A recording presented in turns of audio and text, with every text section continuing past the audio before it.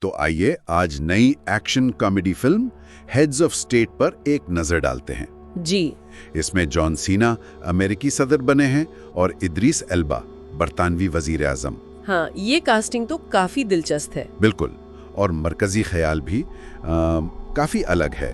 جب ان کا طیارہ ایئر فورس ون گرایا جاتا ہے تو ان عالمی رہنماؤں کو مل کر جان بچانی پڑتی ہے۔ صحیح۔ تو ہم یہ سمجھنے کی کوشش کریں گے کہ اس فلم میں کیا خاص بات نظر آ رہی ہے۔ جی بالکل، یہ بنیادی طور پر تو وہ بڑی فلم والی بات ہے نا، دو مختلف لوگ مجبوری میں ساتھ۔ ہاں، لیکن اس بار یہ دوستی عالمی رہنماؤں کے درمیان ہے۔ یہ خود میں ایک نیا زاویہ ہے۔ صحیح۔ اور پھر ہدایت کار ایلیان نیشوالر، ان کا پس منظر بھی اہم ہے۔ ہاں، ہارڈ کور ہنری اور نوبڈی والے۔ جی، تو ان فلموں سے ظاہر ہے کہ وہ ایکشن کو ذرا ہٹ کے پیش کرتے ہیں۔ بالکل، تو یہاں ایکشن اور کامیڈی کا کوئی خاص مکسر دیکھنے کو مل سکتا ہے۔ میرا خیال تو یہی ہے۔ کہانی کا آغاز ہی بڑا ڈرامیٹک ہے، ایئر فورس ون کی تباہی۔ جی، صدر ڈیرنگر، جو سنا ہے کہ ایک سابق ایکشن اسٹار ہیں جنہیں سیاست کا کوئی تجربہ نہیں۔ اچھا۔ اور وزیر اعظم کلارک، جو برطانوی ایس کے سابق فوجی ہیں، یعنی کافی سنجیدہ قسم کے۔ یعنی بالکل الٹ کردار۔ ہاں، تو ان دونوں کو ایک ساتھ بھاگنا پڑتا ہے۔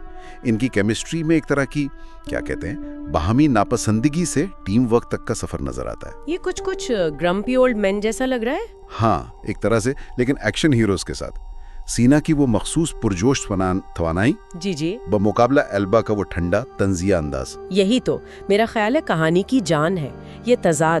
سینا کا کردار ول ڈیرنگر، وہ شاید جسمانی طور پر مضبوط لیکن فیصلہ سازی میں تھوڑا کمزور دکھایا گیا ہے۔ ہاں، ایسا لگتا ہے۔ دوسری طرف ایلبا کا کردار سیم کلارک، زیادہ عملی، زیادہ تجربہ کار، جسے نااہلی سے چڑ ہے۔ تو جب ایسے دو لوگ انتہائی خطرناک حالات میں پھنس جائے تو کامیڈی تو بنے گی ہی نا۔ بالکل۔ اور دلچسپ بات یہ ہے کہ ایلبا نے سنا ہے کردار کو صرف سخت گیر نہیں دکھایا، بلکہ اس میں ایک طرح کی ذہانت اور وہ بیزاری بھی شامل کی ہے، جیسے وہ رسمی سیاست سے اکتا گئے ہوں۔ اچھا، یہ دلچسپ پہلو ہے۔ جی۔ اور ایکشن کے انداز کی بات کریں تو نیشولر کا سٹائل تو پہچانا جاتا ہے۔ ہاں بالکل۔ یہاں بھی ہمیں ویسی ہی ہوشیار، دلچسپ اور مزہ سے بھرپور ایکشن کی امید ہے۔ سنا ہے کوئی ٹماٹر فیسٹیول والا سین ہے؟ ہاں، فلم کا آغاز اسپین کے مشہور لا ٹومیٹینا فیسٹیول میں ہوتا ہے، یعنی ٹماٹروں کی جنگ کے بیچ ایکشن۔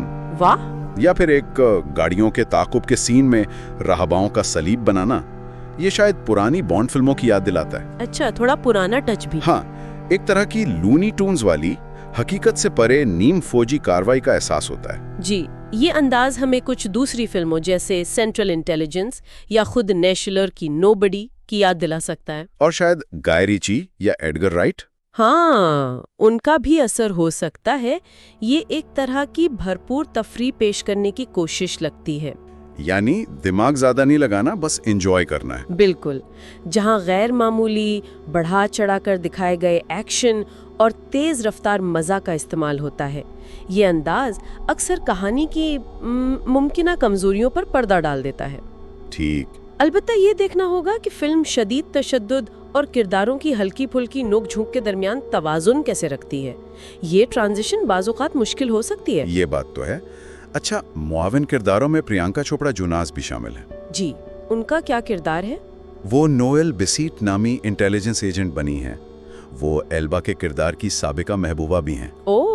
اور کہانی کے شروع میں ان کی موت دکھائی جاتی ہے، جو یقیناً بعد میں جھوٹی نکلتی ہے۔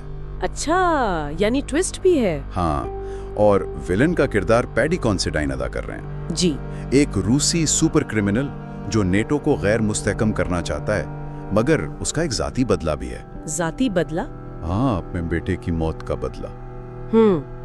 تو ویلن کے مقاصد میں یہ ملاب، یعنی عالمی سطح کا خطرہ اور ذاتی رنجش، کردار کو دلچسپ بنا سکتا ہے، چاہے اسکرین ٹائم کم ہی کیوں نہ ہو۔ صحیح۔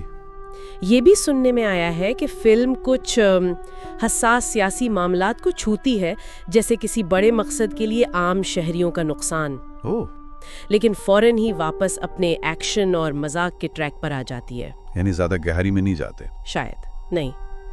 اور جوناس اور البا کے درمیان کیمسٹری کی بھی تعریف سنی ہے۔ تو مجموعی تاثر یہی بن رہا ہے کہ یہ فلم بنیادی طور پر بے تکلف تفریح یعنی مائنڈلیس فن پر فوکسڈ ہے۔ جی ایسا ہی لگتا ہے۔ کہانی میں شاید بہت گہرائی نہ ہو، لیکن دیکھنے والوں کو محسوس کرنے کا سامان موجود ہے۔ ہاں، وہ فلمیں ہوتی ہے نا جہاں مزاقیہ خیزی ہی لطف کا حصہ بن جاتی ہے، جیسے کیلے کا مہلک ہتھیار بن جانا۔ بالکل۔ تو فلم کی طاقت سینا اور البا کی جوڑی اور نیشنر کی ایکشن ڈائریکشن میں نظر آتی ہے۔ اور کمزوریاں؟ کمزوریوں میں ممکنہ طور پر پلاٹ کی سادگی اور کہیں کہیں ٹون کا اتار چڑھاؤ شامل ہو سکتا ہے۔ ٹھیک ہے۔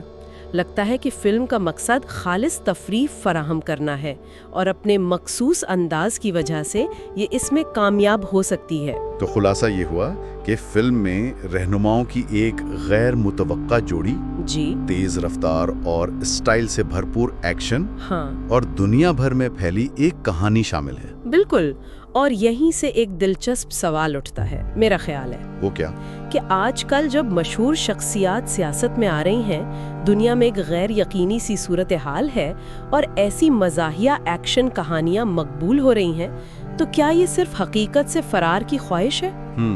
یا ان کہانیوں میں چاہے غیر ارادی طور پر ہی صحیح ہمارے دور پر کوئی تبصرہ بھی پوشیدہ ہے؟ یہ سوچنے والی بات ہے۔ جی، اور جیسا کہ کہا جاتا ہے سیکوئل کا امکان تو ہمیشہ رہتا ہے، کیونکہ سینما میں عہدے کی کوئی مدت نہیں ہوتی۔